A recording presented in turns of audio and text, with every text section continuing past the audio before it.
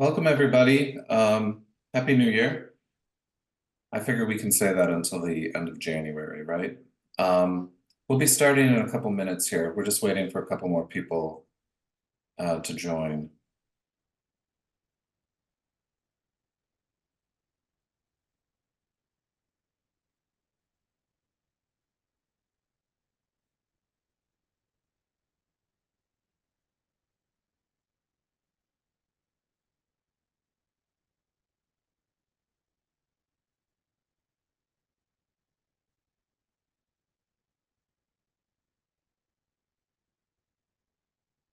All right.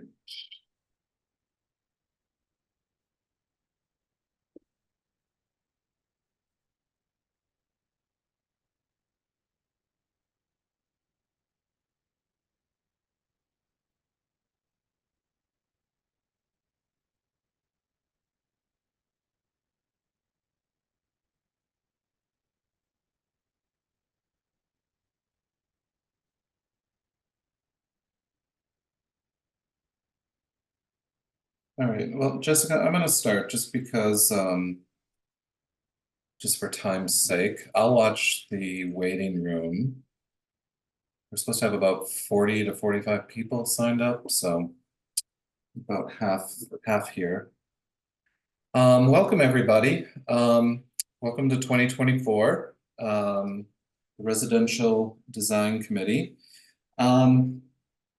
This is the inaugural event for the Residential Architect Showcase. We've started a new program in 2024 where we are going to highlight on a monthly basis one BSA residential design group or office to showcase their work. And we're starting this inaugural event with Hacin and two of their projects. But before we start that, there are just some housekeeping things that Jessica and I would like to talk to you about. One is that we are looking for more volunteers to join the Residential Design Committee. I'm kind of overstaying my welcome as a co-chair, and Jessica's right on my tail. And so we are looking for people to come forward that have an interest in residential design and would like to be leaders in residential design through the BSA. If you are not so inclined to become a co-chair, we definitely would like volunteers for many of our different little projects. One of the projects that we're trying to get off the ground, and this is a way that we want to be able to communicate with the membership more directly, is to really advance and develop our LinkedIn page. So if you look in the chat, way at the top, I posted the link of the RDC's group in LinkedIn. And this is a private group. And so I'm asking everybody that has an interest to please join that group so that we can get out communication to you directly. And I would turn your notifications to all posts. We won't be posting that much, but it's really to bypass some of the intricacies of communication through the BSA if we need to send something out kind of at the last minute. But we're also looking for somebody to help us kind of watch over and develop that page as well. So it becomes a go-to page for people interested in the RDC and residential design. That's one thing. The other thing is we already have a presenter booked for the Residential Architect Showcase for February. So mark your calendars or save the date, same time, 12 noon to 1:30, February 28th, that's a Wednesday. Slocum Hall Design Group of Watertown, David Baranke will be presenting a project of his and his office. So mark your calendars for that. Another housekeeping, if you have any questions while Hacin is presenting, we ask that you put them in the chat. Jessica and I will monitor that and we will go back to them either between the two presentations, we have two presenters, or we will wait until the end of the presentations, just so that they can kind of move through it seamlessly. So I don't have anything else, but welcome, and thank you for signing up for this presentation. Jessica, do you want to just hop in here? Absolutely. Thanks, Daniel. Thank you, everyone, for joining us today for Orchestrating Multiple Voices, Lessons Learned from Hacin's Residential Design Practice. The presentation will focus on every project, big or small, has players, from clients to consultants to vendors. Each come with their own contributions and challenges when designing a home. In this webinar, Hacin Senior Associates Eduardo, Serrate, and Matt Arnold will present lessons learned on how good planning and clear communication add up to a more cohesive team effort with a better design process and stronger results. Illustrating their points, they will use Hacin's Beacon Courtyard Townhouse and Oyster Pond House as examples, two recent but very different interdisciplinary residential projects located in Boston and Chatham. And we'll now introduce our presenters. So Eduardo Serrate is a registered architect and senior associate at Hacin, where he has been a member of their team since 2006. He has nearly 2 decades of design experience across multiple project types and has served as the project architect for a range of high-end residential projects. Having managed many of their fully interdisciplinary projects at the firm, Eduardo engages every voice in the team, from client to trade, and directs them into a rigorous and elevated result. He received his bachelor's in architecture from the University of Arkansas and is a frequent guest critic at various Boston architecture schools. Matt Arnold is an architect and senior associate at Hacin, where he has practiced since 2011. He has expertise in residential, commercial, and hospitality design and has served as project architect and project manager for key Hacin projects across typologies.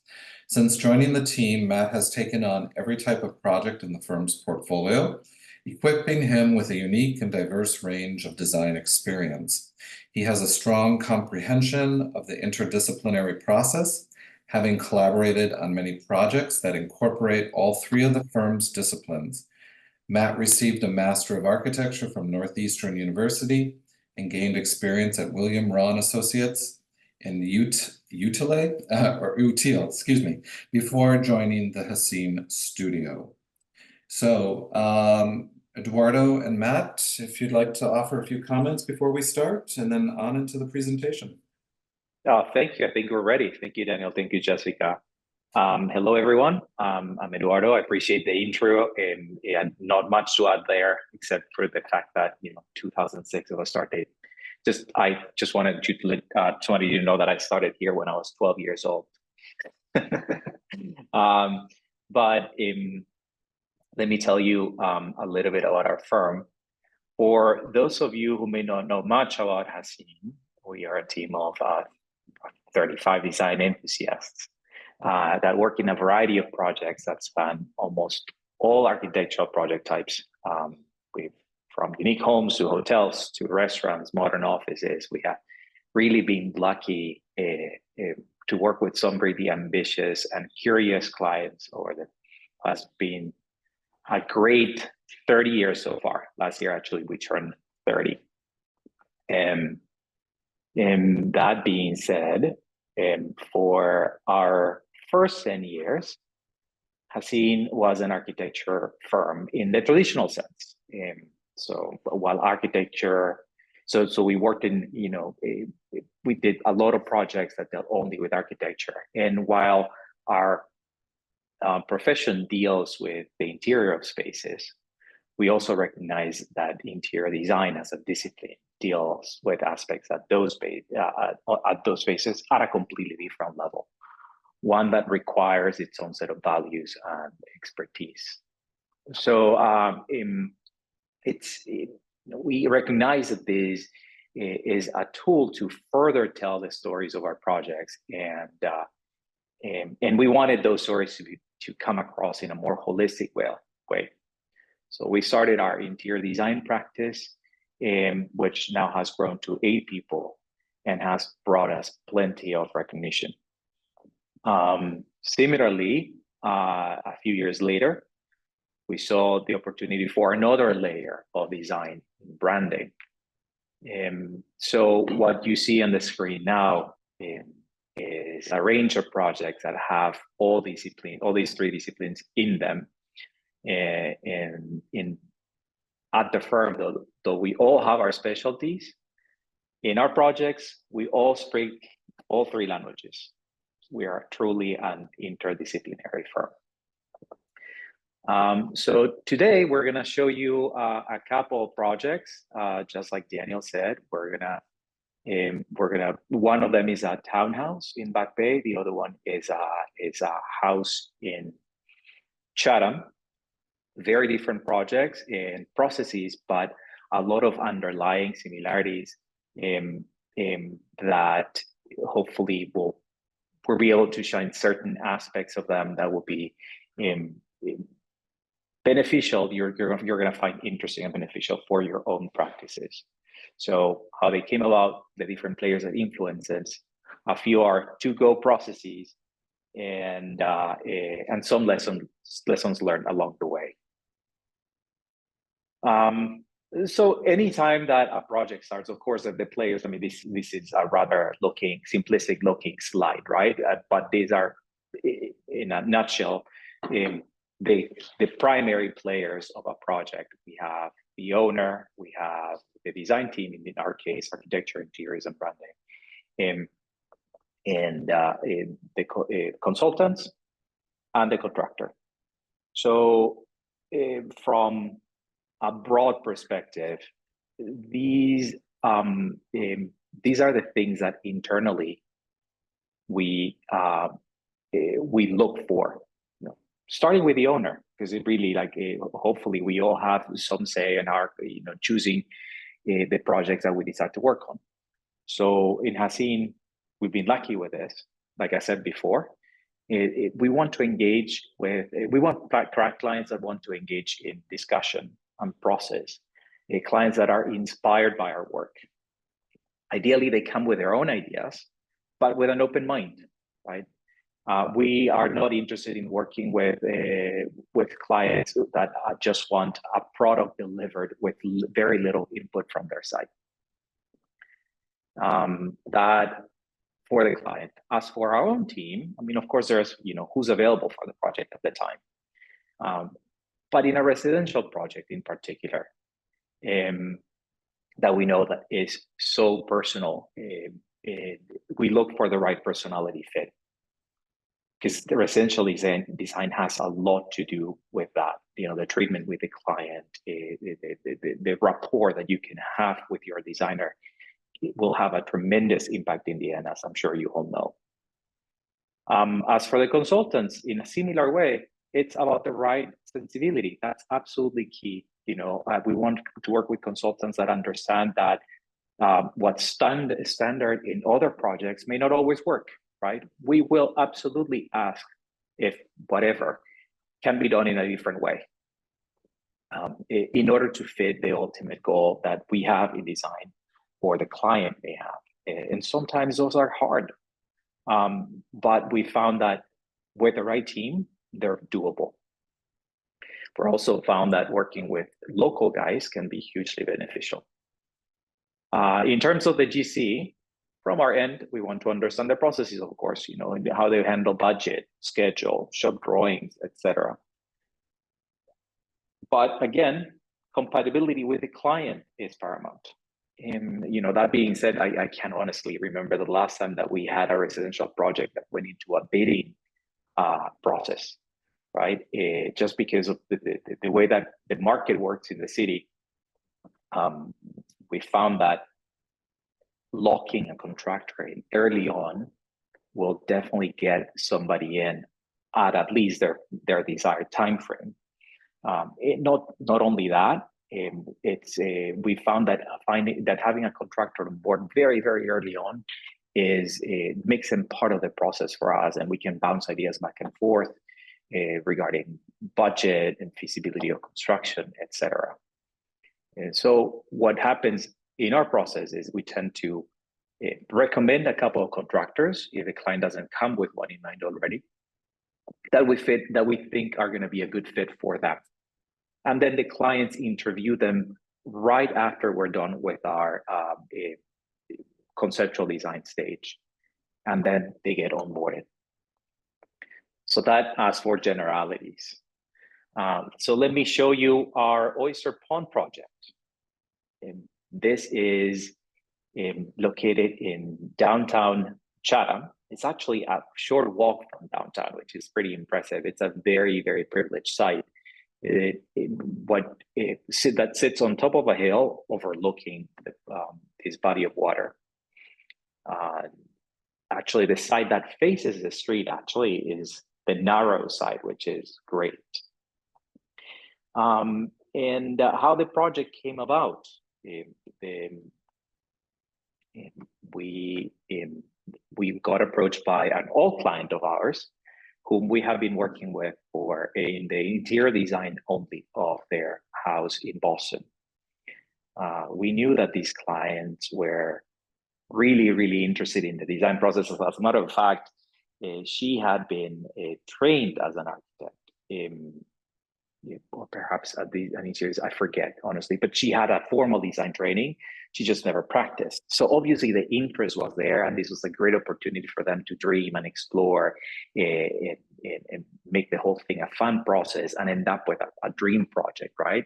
And they bought this property, and they wanted to create a contextually modern house that had an incremental growth in it. As in, they didn't want to demolish the whole thing, or 75% of the existing house, and create something super modern. They wanted something that felt like a natural addition of the house, and provide multiple ways of both visual and physical connection between the spaces and the landscape. So getting to know the client, we felt like we knew a lot about them, but at least that was from the interiors perspective, right? We needed to make sure that we knew them, that we would understand how they would respond to the many constraints of building within a historic context. When they said modern and site appropriate, what exactly do they mean?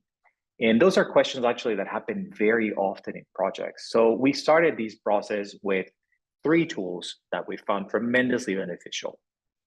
I'm sure that some of them you already do, but let me run through the process with you. The first one is it's a very extensive lifestyle questionnaire that we hand out to our clients. Some of the questions may be very broad, but the vast majority of them are rather specific. Do they wear shoes inside the house? What kind of pets do they have? Are they intending to be in the house for 10 years, forever? What kind of meals do they cook? All decisions, all answers that actually influence the design of a house and prompt more questions and more discussions. Second, we had a heavy present process exercise. And this is something that we do here in the office, and we love it, because at the very beginning of the project, what happens is we're in the dreaming stage, right? It's supposed to be fun and engaging. It's about knowing each other, getting to know each other, without getting bogged down by the specifics or the particular constraints yet. So we fill our conference room with images from a range of projects, ours, from other design firms, local, and from elsewhere. And we give a series of post-its to the clients, and they just spend time here by themselves, pinning things up, just reacting to these precedents, as in like, dislike, I love this, I don't like that. And it's all great information for us regardless, right? And all this information afterwards gets distilled into a concept board. We essentially distill all the information into a few boards a few boards that provide a feel for our collective understanding of this. You realize that these boards, these images are not necessarily highly specific. They're more about, as I said, a feel, right? This concept board documents our understanding of one another and where this project wants to go. Now, is that a direction that we intend to stick to 100%? Not necessarily, but it is a strong guide, a strong direction to go into. And this will continue to get honed in as the process goes along. But we constantly reference back to it in this project. I'm going to give you a couple of anecdotes afterwards about it. So why do we do this? Again, because it provides a visual record. It also gives the client a start on the editing process, and it gets us all talking the same language.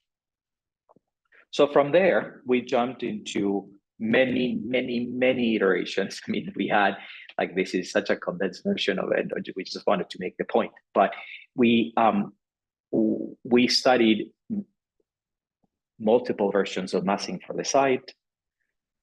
We studied a certain level of demolition versus another one. And we could quickly realize that when you're building in a context like this, that has a strong zoning and a historic component to them, historic associations, that, you know, there are players that will heavily influence what you're building, what your project ends up looking like, that may not necessarily be part of the obvious team. So very early on, we hired a zoning attorney, not to tell us what the building should look like, but certainly tell us what he felt based on his experience would be approvable in Chatham. We knew that we were very willing to push the envelopes in certain parts, but not in others. We wanted something. The client also was very aware that they had bought within this town with a very specifically and defined character. That's part of the reason they bought there.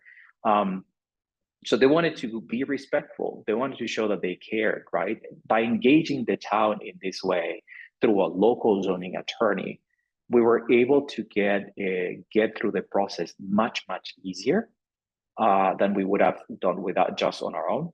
And as a matter of fact, when the project was completed, the town recommended that we submitted it for a renovation award because they considered it so successful. So that was certainly a win.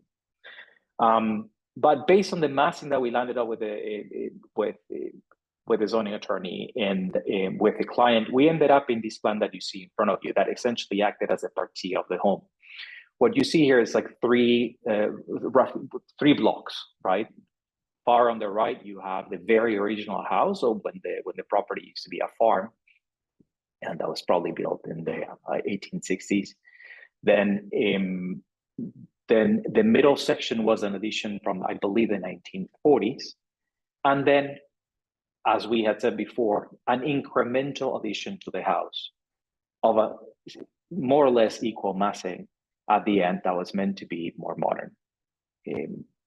In terms of interiors, because we always think about the end product from the get-go in the office, is the strategy was, okay, well, the old part will feel older, both in terms of architecture and FF&E, in terms of detailing, and the modern part will feel, well, certainly more modern for in the same aspects.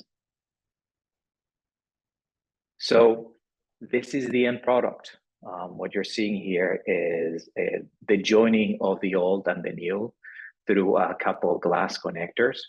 And this, I love this image because it illustrates really how the massing of the two relate and how it really truly feels like a continuation or a reinterpreted continuation of the house, just as we intended. This is, as you first walk into the house, you have the stairs to your right, to your left, and on the right you're essentially in the living room looking towards the main entry. So I I love this slide. In that this is a really great moment. Was a really great moment of collaboration. In terms of that concept board that we had discussed before, and I apologize if you're hearing our office dog in the background. it's our guardian puppy. Talking about that concept board and referencing back, right? Using that as a tool for rigor in design. This was one of those moments. Way later on in the process, months, probably a year or so after that concept board had been established, we were looking at iterations of design of this staircase. And there was a point in which we had said, should we do this in wood? Maybe use some tapered spindles so it would be clean looking, but not super modern. Immediately we went back to that concept board and we said, but no, this does not fit the ultimate goal. It does not inform the ultimate result that we're looking for.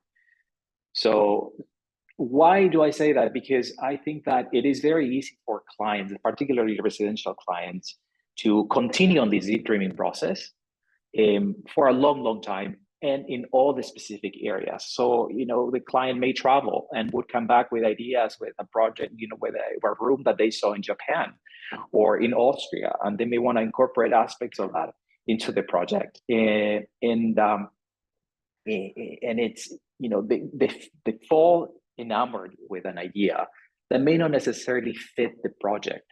So the strength of that initial exercise repercutes throughout the process later on, and it allows again to apply our design ideas in a very rigorous way. The stair, actually, if you go back for a second, the stairs also was a great moment of collaboration, because these projects, this is a big project. I'm not saying that it was done with short funds, absolutely not. But there are still budgets. And these stairs did not have a huge number. So we wanted something, once we knew that this was going to be modern, we thought, well, let's do this in metal.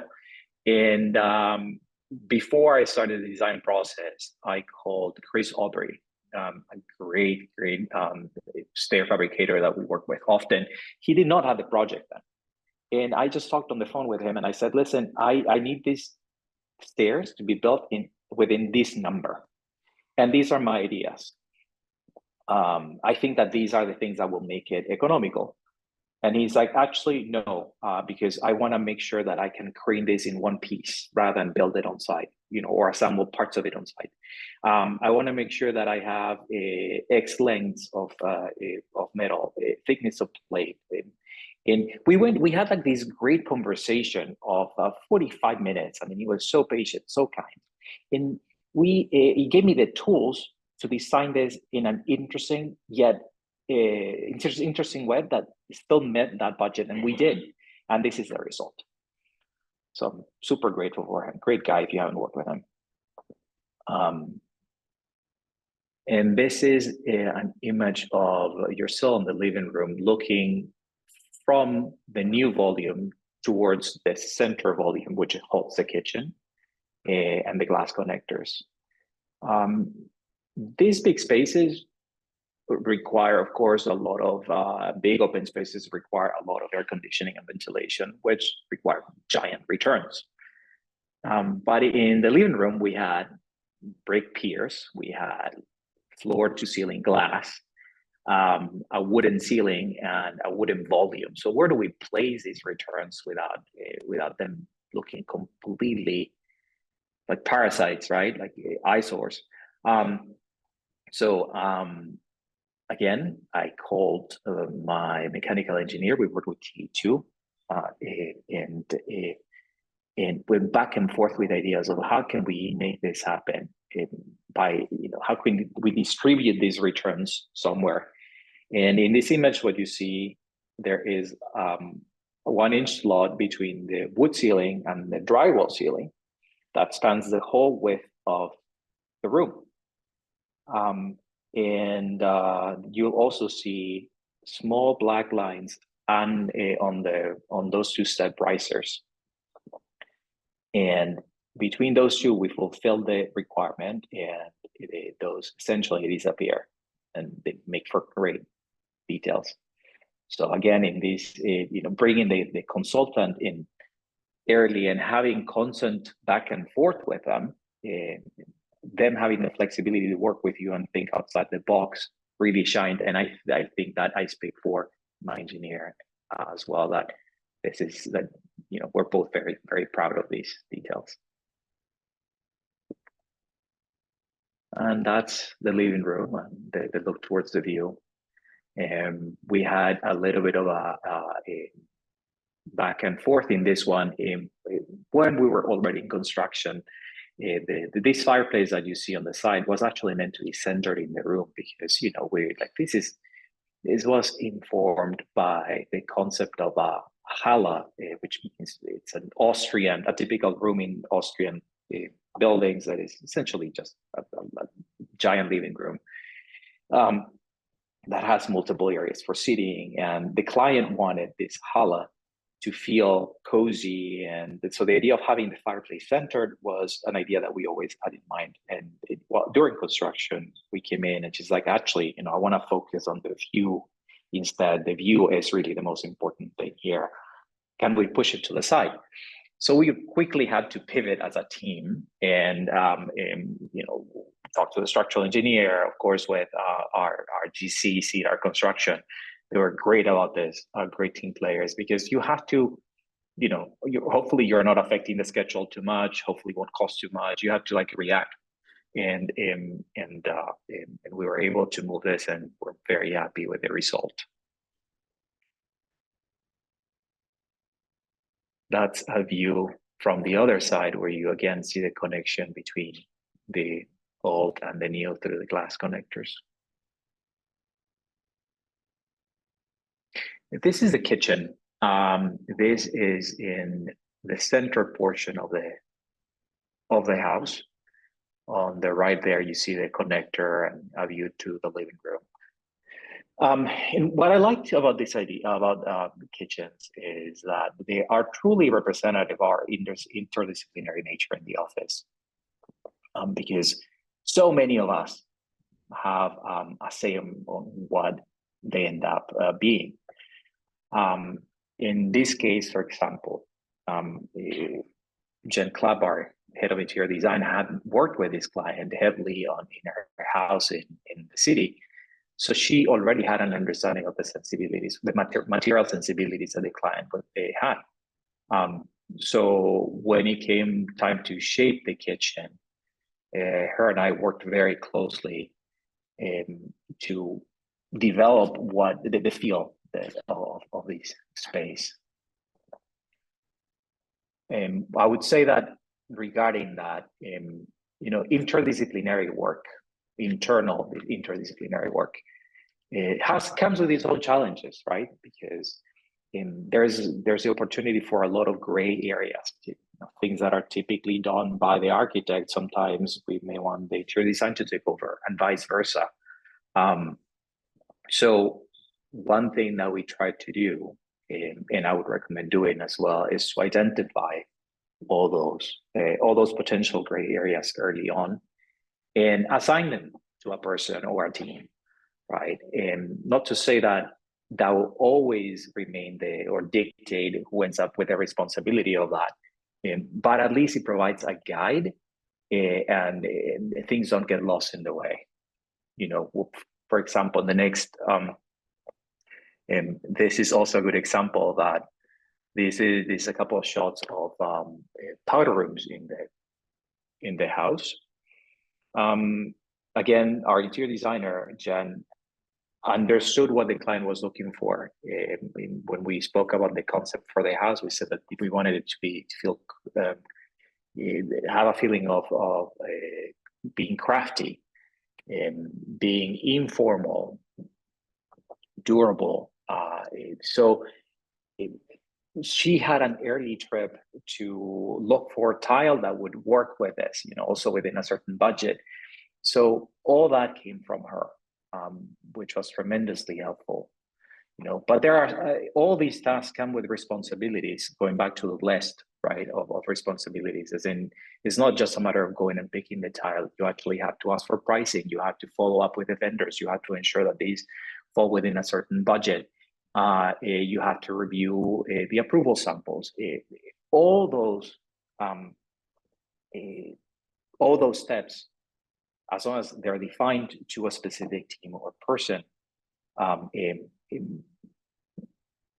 there will be done far more properly and without friction. This is a photo of the library space, which is in the old space of the house. And here, actually, we tried really hard to preserve the existing floor, that existing fireplace, for example, is that's all the rough brickwork that we had. The client really insisted on having these be celebrated rather than hidden behind drywall, which really was the original design of the house to begin with. But we think that this actually adds so much character to this place. It's really a wonderful space. And again, back in the old part of the house, in the lower right, that image is all you see from the street, actually, and then the house stretches back. We also went through a heavy process of cataloging all the existing doors. I mean, these were doors that were, like, in some cases 1 inch thick. We had to store them, make sure that we could use them in certain openings. I mean, it was quite a process. Again, kudos to our contractors for indulging us on this. And we had to retrofit the current hardware into them, which meant modifying or creating a thicker plate to receive that hardware. And I have to say that, though, as much as time and money it added to the project, it really, really added to that concept, original concept of this front house remaining full feeling, really remaining really proud of its heritage. And this is a view from the front of the house looking back to this third building. This third building, or second building, I mean, there was originally a barn on site, then a much larger addition that we removed completely that I forget when that was added, maybe the 60s or 70s, I forget. But with a much more decorative roof, we demolished that and instead placed this where the old barn was, a much more streamlined shaped, and we painted a completely different color on the house to differentiate it. These what we call the barn acts as a pool house. You see the interior on the side there. That is meant to be a very informal space, a space that can get beaten up, where people can make popcorn or boil a lobster. The kids can play, beer pong or something. I mean, it's a space to be beat up, right? Separate from the house, and above it there is a guest suite. This is a wonderful slide showing the house, how the hala or living room overlooks the pool. You see the hot tub in front. We worked with Matthew Cunningham on the landscape design, and I have to say they did a fantastic job of providing a beautiful story through the landscape without it feeling pristine. We typically engage them right after schematic design, where our plans are designed to give them something to respond to. They were very involved after that. And the client also wanted, just because there's so much landscape around this house, the portion that is closest to the street wanted to feel a little bit more enclosed. So we developed this concept of the secret garden, as the owner called it, that is far more enclosed and tighter to the house, and it's meant to be for those chillier evenings of the summer, perhaps going into fall, where the family can gather here around a fire, and you feel a little bit more sheltered and closer to the house.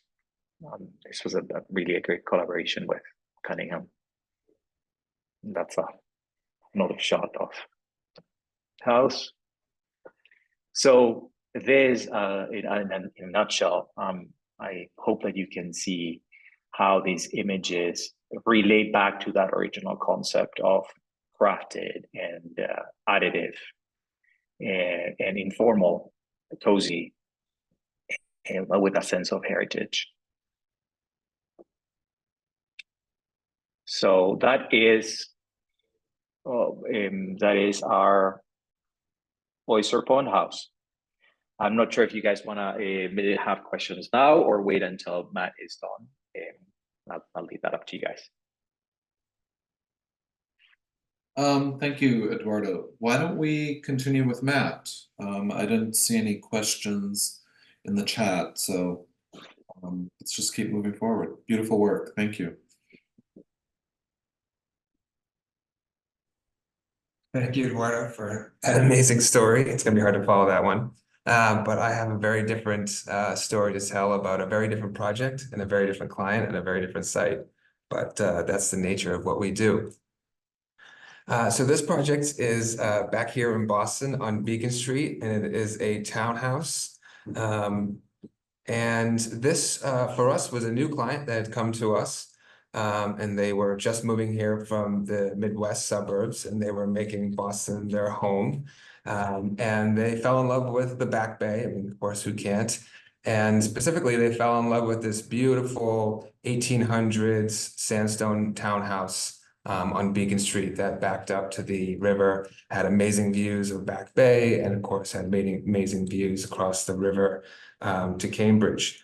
They came here to build a home and to make to create a home for them and their adults or growing adult family.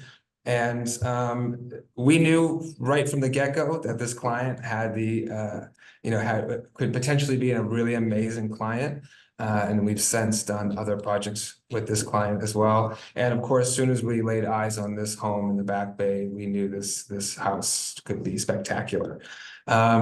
Surprisingly enough, the home had gone through many different generations, as many of the Back Bay homes do. It once was a single family home, but at some point in time was converted into multiple apartments. And then in the early 2000s, a couple bought it and converted it back to a single family home. And what you see here is how we received the home. Actually, nothing in the home was historic. There were many elements that were built in the early 2000s to be made to look historic, but they actually were not historic.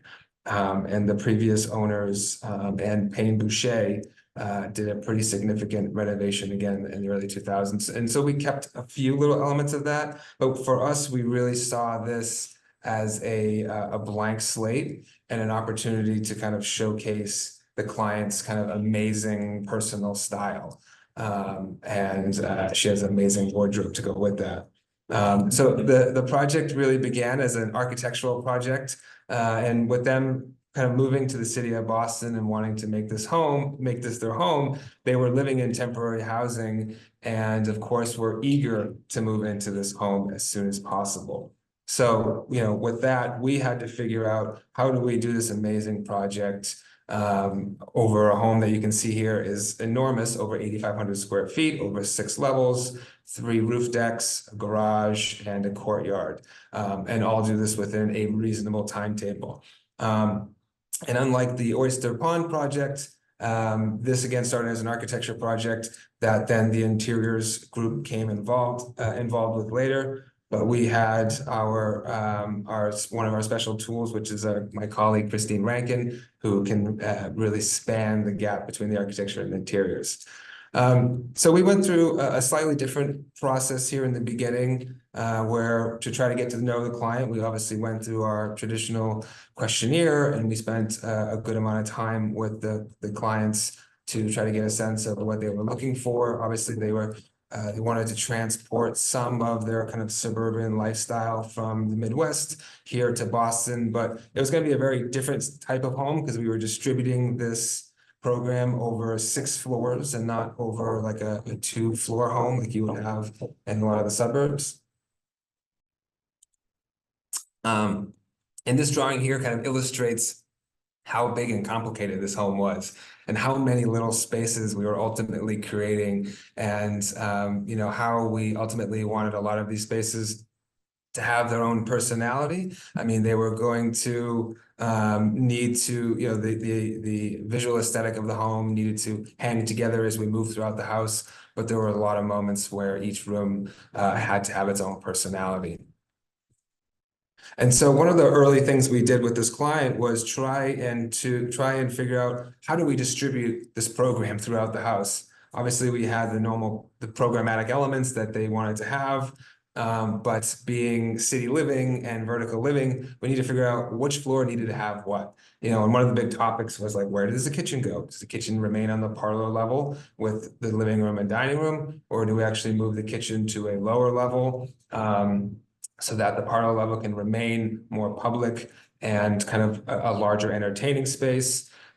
We ultimately decided to keep the kitchen on the parlor level, and we made some other architectural moves to address the client's concerns around separation and privacy between dining and kitchen spaces. Similarly, on the second level, which was when we received the home, was a primary suite. But obviously, you know, this client had different programmatic requirements, and one of them was a closet that could house her incredible wardrobe. And so we needed to figure out, where does that space actually go in this plan? And we decided to keep the bedroom in the rear of the home where it previously was. But the question is, where do the bathroom and the dressing room go? Does the bathroom become the connector between the dressing room and the bedroom, or does the bathroom become the connector between the dressing room and the bedroom? And we ultimately put the dressing room up front so that she could have the natural light, and the bathroom became the connector between the private connector between the dressing room and the bedroom. So we went through a number of iterations here for the floors, and try to get it right with the client. And next, I will take you through a kind of journey of this home so you can see what the end result was. So you can see here, it was a beautiful brownstone building. The exterior did go through a fairly significant renovation, although we did not change the windows because that had all been done in the early 2000s, and we felt the windows were in good enough condition that they could remain. Next, please. But if you enter into the main parlor level here, you enter into this kind of main dining space. And you can see here, you know, the dining table and the beautiful chandelier the interiors team designed really commands the space, along with the custom fireplace and, of course, the amazing painting of Barack Obama that the client requested that we find a prominent home for in this space. And one of the things, when we went through the program study, we actually had initially landed on the living space, the living room being where the dining room is, and the dining room being where the living room space is. And it was our fantastic interiors team. We consulted with the interiors team, and I think, you know, they were kind of struggling with how the furniture would fit in some of these spaces. So we decided that, or the idea came up, that we needed to look at flipping the two of them and actually putting the dining space in the larger central space of the home, and putting the living space up into the front of the home. And I mean, ultimately, it was definitely the right decision. But I think that kind of illustrates the kind of collaboration that we have between the architectural and interiors discipline. And you can see here, this is again looking across the dining table at the the mirror artwork there is actually the back of the refrigerator. But the client wanted the kitchen to have connection to the home, a connection to the dining room, but also wanted the ability to have some privacy between the two. So we came up with a concept of deploying Hope's window and door system throughout the home. And in some areas, we use fluted glass to obscure the view, but allowing, you know, each space to borrow the natural light from the windows. And then obviously the ability to open up those doors and allow the two spaces to flow simultaneously. And we did this in a number of areas around the home. The kitchen, which was the most technically challenging of the house, The client wanted a chef's kitchen. She wanted to be able to cook. She wanted a large space where her family could gather around the island. And then they also had a requirement that there had to be a television in the kitchen because they're massive Celtics fans. And they wanted to be able to keep track of that score no matter what was going on. And if you go to the next slide, we went through a number of iterations on where this TV should live. And it was ultimately decided that the TV was best suited above the range hood and up to a point high enough where one of the clients, the husband, was like over 6 feet tall, could stand in front of the kitchen range, the range, and not impede the kind of view to the television. So this was another area that needed a lot of collaboration between multiple disciplines, including our, mechanical consultants, our audiovisual consultants, our fantastic partners at Venegas, who helped us design this kitchen, between the architectural team, the interiors team. How do we get this television above the range hood, but yet still make this a functioning range hood? And we needed to grapple with all the normal things, makeup air and all that kind of stuff. But the result is very cool. And you actually click on the TV and the panel recesses in and then the TV pops out. So it also allows it to be hidden away. Here you can kind of see back looking with the Hope's doors open, you can see how the dining space and the kitchen space can start to flow, but they do have some privacy from one another. Next slide. And then you can, on the right-hand side, this is the kind of entry. So again, deploying that Hope system where, they wanted some privacy from the street because the entry doors out to the street are clear glass. And so we decided to put a kind of another set of doors in the interior for some obscure glass to, again, give them some privacy from the street. And then you can see how on the left here, the stair, the beautiful stair is kind of touching down. Now, the stair was one of the elements that we kept from the original Pain Boucher renovation back in the early 2000s. The quality of the stair was excellent. It was actually quite a beautiful stair. And with the clients being eager to get into this home, we decided it wasn't worth the effort and time to try to reconstruct this stair. We did reclad it in certain elements. We changed some of the trim. We smoothed out the handrails. We added new, more contemporary newel posts. So we did kind of inject our own flavor and our own design style into it, but was really able to keep the armature of the stair. And the next slide here really shows the kind of oblong shape of this beautiful stair kind of going all the way up to the house with the skylight on top. And it's really a nice contrast because the rest of the home is very kind of hard architectural line, very square, very orthogonal. And then there's this kind of softness of this beautiful stair going all 5 levels up to the top level with the skylight, bringing light all the way back down to the ground. So it's a pretty amazing stair, and it's a lot of fun to descend and ascend the stair as you move around the home. This is the primary suite. This was another area where there was a lot of collaboration between the architectural and interiors team.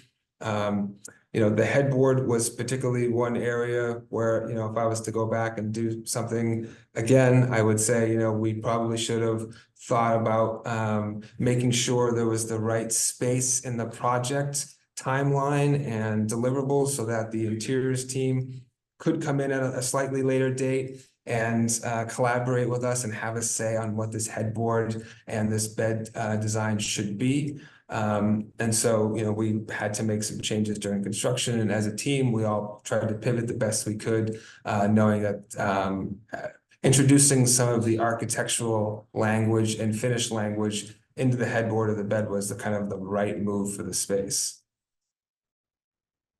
This is the primary bathroom, which connects to the dressing room. The client really wanted each space to kind of be filled with texture and light. And so we used a lot of different stones. And then we would, this is the stone on the floor is the same stone on the walls and the counter, but actually kind of cut up and made into this kind of mosaic tile, which adds some more visual interest. We also, again, here, deployed the use of the Hope system around the shower and the lavatory stall, and also the doors that separated the dressing room and the bedroom from the bathroom. The bathroom is kind of landlocked, has no interior light. So again, with the fluted glass, we were trying to borrow light from the neighboring spaces to get it deep into the plan. And the two images on the right are the dressing room. It's a Multaney closet system. And again, it's housing the client's amazing wardrobe. And then we built a kind of architectural millwork armature around the Multaney system to make it feel very integrated into the space. Again, more of the stair. You can see how the stair just kind of sinuously, the handrail is sinuously moving all the way down the stair. And originally the stair and its handrail and balustrade was kind of all a green, and we decided to paint it all black, so it had a really nice contrast to the warm woods of the floor. The stairwell also houses the client's amazing catalog of artwork, and the interiors team worked to find places to showcase, so the client could showcase their work. And then we even covered up some electrical panels and stuff like that, things we didn't actually want to see with some of the artwork. So it served some double duty for us. Next slide. So this is the library, which is up on the 4th level of the home. It's really an amazing little space. And I think this is another space where there's a lot of collaboration between the architectural team and the interiors team. The space already was symmetrical. There are sliding Hope's doors that bring you into the space from the stairwell. And then the interiors team created a furniture layout that really kind of amplified the symmetry of the space. And then they had the great idea to kind of paint the whole thing a monolithic color, which I think just makes for such a cool little area to hang out. This is definitely one of my favorite spaces in this house.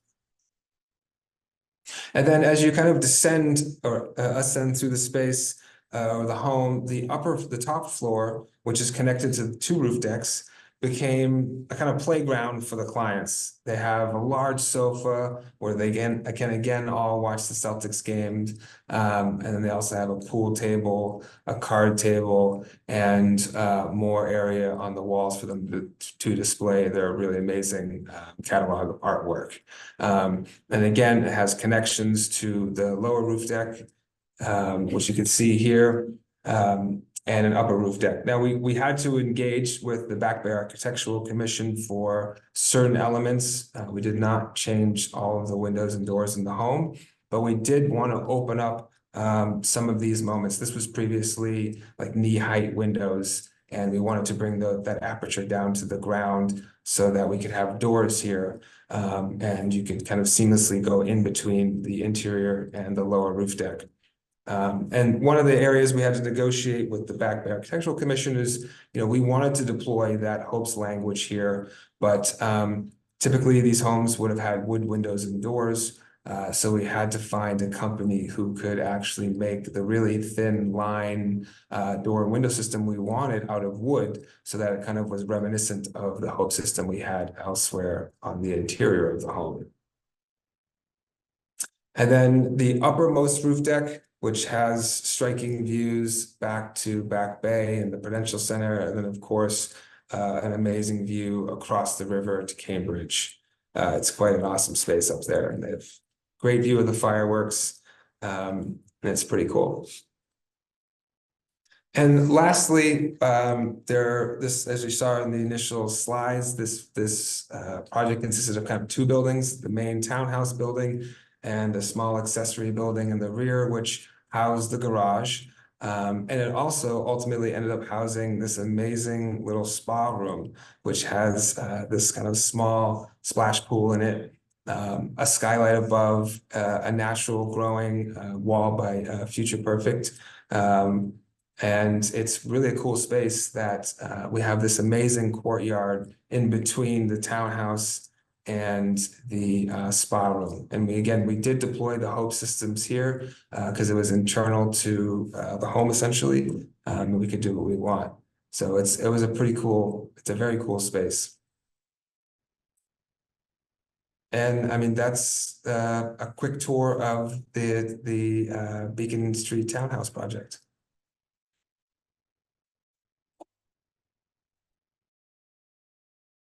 So you can hopefully you can tell that these projects have certain similarities and certain differences. But what something that we definitely want to highlight, one thing that a lesson that we've learned over and over in our practice is that what the critical success factors are.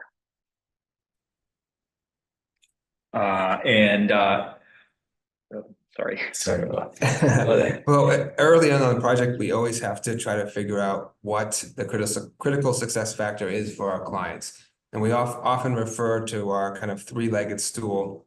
You know, there's quality, there's schedule, and there's budget. And throughout the process of working with the client initially, we need to figure out where, you know, what is the most important for them. In terms of the Beacon Street Townhouse project, schedule was very important. So we had to make sure that was a serious factor. And we use, you know, our design process to help us get to that. Obviously, design excellence is something that we strive for in all of our projects. And then, you know, through kind of creating the team with ourselves, consultants, our client, we really set up ways to solve the problems that come to bear during the process.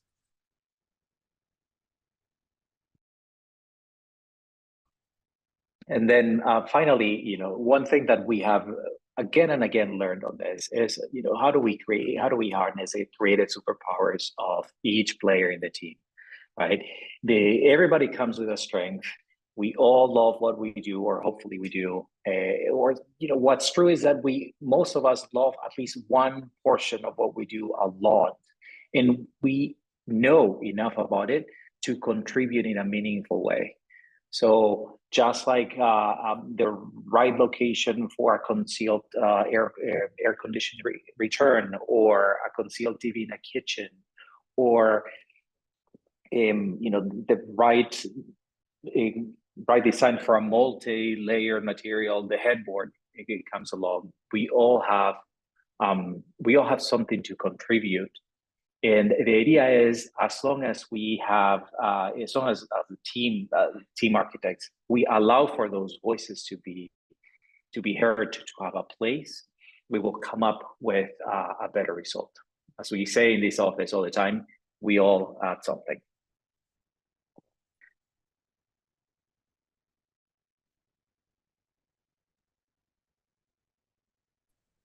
And that's what we have for you.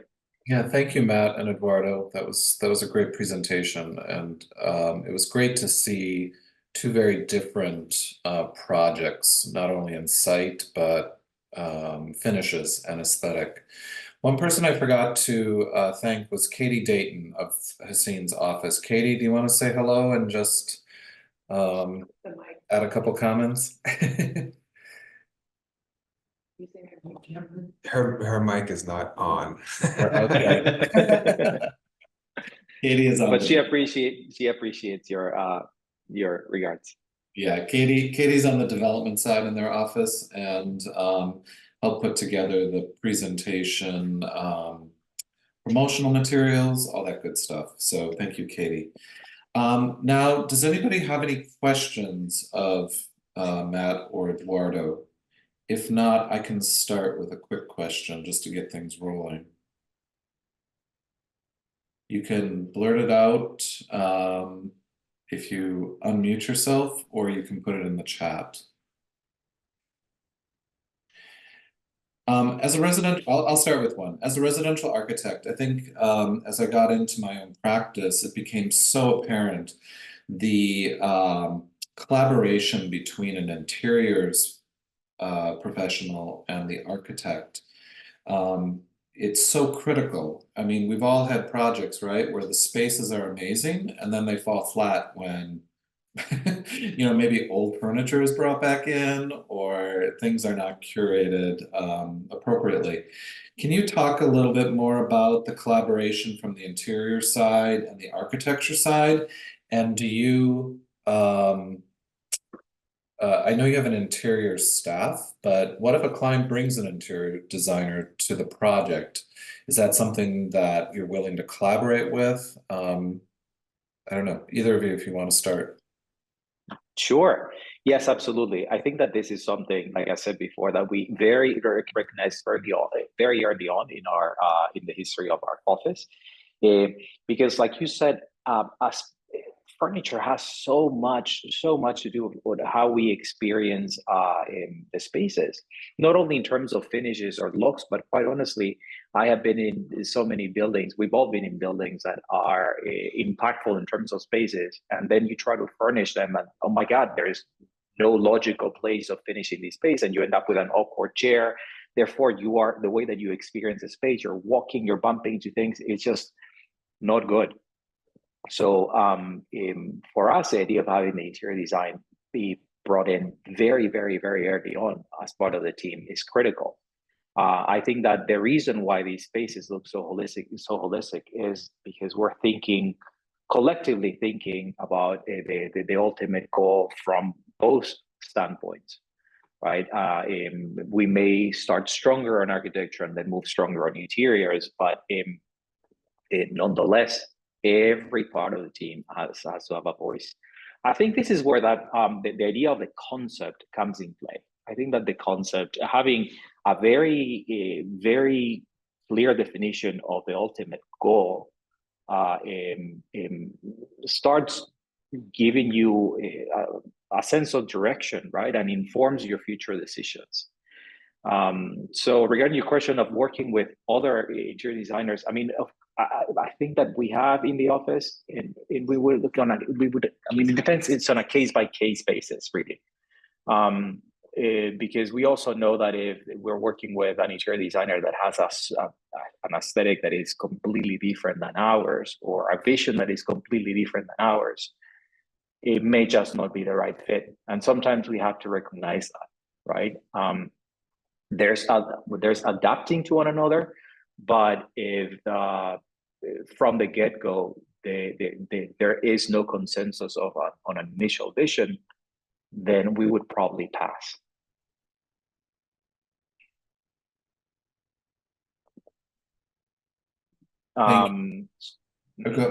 Matt, did you have something to add? Well, I do think that's all very important. I do think even on the commercial side of things, when we do commercial style project, hospitality, office, retail, the interior design person that's involved in that project is internal to the office, but is there from day one. It's not just the architects trying to get the projects going. It really is a collaborative effort, even down to interviewing for the project. You know, the interior designer, the architect, we're both there all the way through from start to finish, and I think it's really important for us. Thank you. Kyle Barker, you have a question. Do you want to unmute yourself and ask? Sure. My question was just about, it's such a nerdy question, but it's about billing. I think one of the interesting things for me. Somebody has to pay the bills. It's crucial. Yeah. Oh, okay, sorry. My headphones died, so now the audio is coming out of my laptop, and I was worried you couldn't hear me. Okay. Yeah, so I guess I was curious about with an integrated team. I think typically, architects, we bill in kind of like a lump sum or percentage basis, and interior designers often bill on an hourly. And so I was just curious, it seems like an advantage of having everybody under the same roof is that you could, kind of present a unified front to the client. But I just know how scope can creep, etc. So I was just curious how you handle that aspect of your business. It's a very important question, and I actually do think that an important part of what we do is information gathering from project to project, so we can better structure our contracts for our future contracts, right? You're totally right that these get billed differently. They may be part of the same project, but the dynamic is, and the deliverables are different as well. For example, in interiors, there is, you're right. I mean, like, there are certain services that have to be billed hourly, because you don't know how far into a search you may go for this one particular piece of furniture, or for this one arrangement, or how many iterations a client may want to see. While the deliverables for architecture can be much more defined, if you would, straightforward. So we do keep them separate. That's actually that makes sense for us. That's what has made sense for our clients as well. They feel much more in control with that. And I have to say that with interiors, for example, the idea of the budgets also seem much easier to understand, because there is a shopping list, right? And they feel much more in control of, they say like, okay, well, they decided to buy this sofa versus that other one. And they know they're spending 30 or 40% more on that, but it's theirs. It's very tangible. So so they're much, we consistently get less pushback on those bills than on the architectural ones, incredibly. I'm not sure if that answers your question fully, but yeah, that does. Thank you, and thanks for a great presentation. Thank you for joining us. Does anyone else have a question? Can you talk a little bit about best practices? You know, and maybe this relates to when you bring a contractor in terms of timing to the group. I think we've all run into situations where we've, detailed a beautifully efficient wall section from an energy standpoint, and then it goes through budgeting, and I don't know, exterior insulation is taken out or something because it's not accounted for. Can you talk about the collaboration between when you bring in a GC to start with pricing, and are there certain details that you won't compromise on, or that are always just kind of standard for the firm? How do you deal with things like that, like technical issues? I think there are a couple of questions in there. Matt, I can start and you can chime in if you want to. Well, I would say that we do try to bring in the GC pretty early on, precisely because it is important to partner in with somebody, with a person or the team that is going to be building, and see and get their take on what's feasible, what's expensive, what's not, to make sure that we're on target with the budget, etc. Just like you would we would with any other consultant or fabricator, right? Their expertise is building, and though of course we are experts as well. I mean, I always say that I can draw anything, but I can't hang a picture in my wall.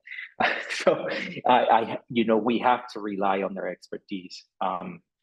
So early on is our preference. And anything that is non-negotiable in terms of goals gets put on the table immediately. As in, like, hey, listen, this is the target that we're trying to reach. This is the performance level that we're trying to reach.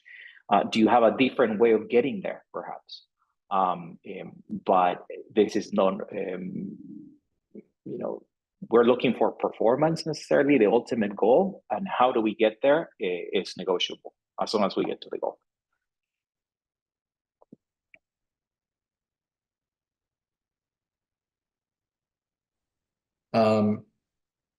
I have another question. Sure. We always look at these, view these presentations, and we always get the feeling that there were never any challenges. Can each of can you each think of a challenge that was kind of frustrating as a professional, and that you really had to spend some time working through it, whether it was client relationship, whether it was team, internal, or whether it was with the GC, the build, or municipality? What was frustration in your mind that comes to mind, and how did you kind of work your way through it? Okay, so we're going into the dark side. All right. That's right. Rubber meets the road kind of stuff. Okay, so I'm gonna in this project, actually, it's not like it was a dark side. It was a lesson learned. So we knew from the get-go that our client was so enthusiastic about design, right? That they wanted to go into an exploration. But listen, that's something that we love to do. We love to do. But what we did not account for was the number of hours and the stamina, honestly, that the clients would have for exploration, for minutia, for every area to be designed, and that was not accounted in our contract, right? And as a consequence, I think that, because all challenges can be opportunities. Luckily, this client was very understanding, and we were able to come whole out of it. We made things right. But what we learned is that the process of getting to know the clients and getting on the same page and making sure they're super, super specific at the contract phase is crucial, because at the end of the day, we want to be profitable, right? Our clients want to be profitable because, hopefully we're very good at what we do, and they want us to keep doing it for many years to come. And that can only happen if we make money, right? So I think that the lesson learned with this, or the challenge with this, was that the exploration, though exciting as it was far lengthier than we could have possibly ever predicted.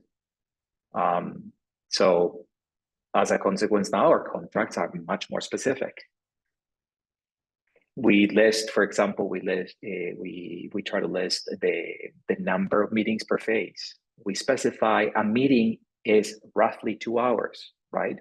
Because a meeting could be 2 hours, it could be 5.